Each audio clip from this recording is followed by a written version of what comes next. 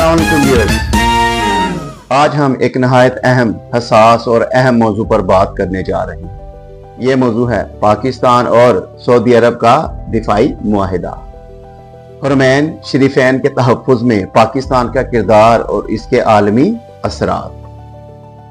Viewers, ये कहानी सिर्फ फौजी ताउन के नहीं बल्कि ईमान, सियासत, ताकत और अंदरूनी राजों की है। चलिए इसको कदम ब कदम समझते हैं।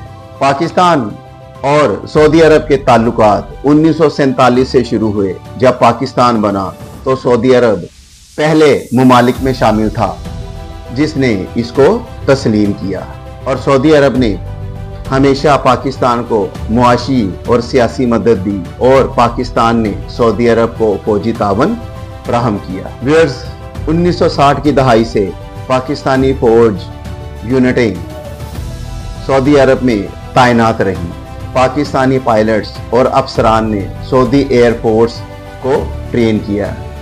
ये रिश्ता महज दोस्ती का नहीं बल्कि ईमान और तारीखी रिश्ता है।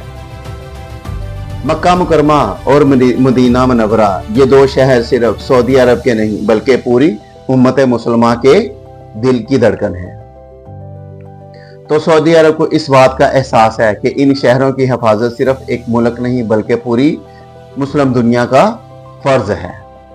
इसलिए पाकिस्तान को खुसूसी हैसियत दी गई कि अगर कभी मक्का या मदीना को बड़ा खतरा हुआ तो पाकिस्तान की फौज सबसे पहले सऊदी अरब के साथ खड़ी होगी। व्यूअर्स, ये याद रहे कि 1969 में जब हरम मक्का पर हमला हुआ तो पाकिस्तानी फौजी माहिरीन ने सऊदी अरब फोर्सेस को फौरी मदद दी थी। ये एक तारीखी मिसाल है। अब आते हैं अमेरिका की तरफ कि अमेरिका हमेशा से सऊदी अरब का स्ट्रेटेजिक इत्तेहादी रहा है। सऊदी अरब अरबों डॉलर के असलहे के सौदे अमेरिका से करता है, लेकिन ये अंदर की बात है कि सऊदी अरब जानता है कि अमेरिका अपनी मर्जी से काम करता है और वो हरमैन के लिए नहीं बल्कि अपने मफादात के लिए लड़ता है। इसलिए पाकिस्तान पर इन्हिसार अमेरिका के लिए एक चैलेंज है, क्योंकि अगर सऊदी अरब पाकिस्तान को ज्यादा तरजीह देता है तो अमेरिका का असर और रसूख कमजोर पड़ सकता है। इसके साथ ही यूरोपीय ममालिक चाहते हैं कि मशरिक़ वस्ता की बादशाहतें हमेशा इन पर इन्हिसार करें, लेकिन अगर पाकिस्तान को मक्का और मदीना के तहफ़्फ़ुज़ में अहम हैसियत दी जाए तो यह मगरब के लिए एक खतरनाक इशारा है। इसका मतलब है कि मुस्लिम दुनिया अपनी ताकत और इत्तेहाद के जरिए मगरिब की ज़रूरत को कम कर सकती है। अब आते हैं इसराइल की तरफ। पाकिस्तान ने कभी इसराइल को तस्लीम नहीं किया। अगर पाकिस्तान को हरमैन शरीफैन के तहफ़्फ़ुज़ में मरकज़ी किरदार मिलता है तो ये इसराइल के लिए एक सिक्योरिटी रिस्क है। इसराइल को डर है कि मुस्लिम दुनिया एक ऐसे मुल्क को अपना मुहाफिज मान रही है जो एटमी ताकत रखता है, जो इसराइल का खुला मुखालिफ है और जो हरमैन के तहफ़्फ़ुज़ को अपनी ईमानी जिम्मेदारी समझता है। व्यूअर्स, अब आते हैं असल सवाल की तरफ कि सऊदी अरब ने ऐसा क्यों किया। अब ये अंदर की बात है। उसमें सबसे पहली वजह कि सऊदी हुक्मरान चाहते हैं कि पाकिस्तान वो मुल्क है जो सिर्फ सियासत नहीं बल्कि ईमान के रिश्ते से हरमैन की हिफाजत करेगा। दूसरी वजह, अमेरिका पर मुकम्मल इन्हिसार से निकलना।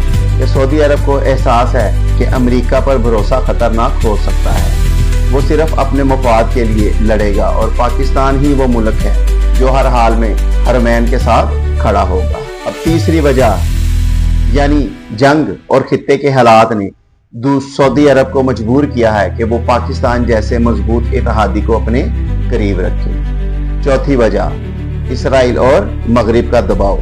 कि सऊदी अरब पर दबाव है कि इसराइल से ताल्लुकात बनाए, लेकिन अवामी दबाव इसके खिलाफ है। इसलिए पाकिस्तान को शामिल करना एक तरह का पैगाम है कि हम अपनी हिफाजत के लिए मगरिब पर नहीं बल्कि एक मुस्लिम मुल्क पर एतमाद करते हैं। पांचवी वजह, पाकिस्तानी फौज की शोहरत है कि दुनिया मानती है कि पाकिस्तानी फौज दुनिया की सबसे तजर्बाकार और پروفیشنل افواج میں سے ہے، اس لیے سعودی عرب نے یہی سوچا ہے کہ اگر کوئی ملک حرمین کا دفاع کر سکتا ہے تو وہ پاکستان۔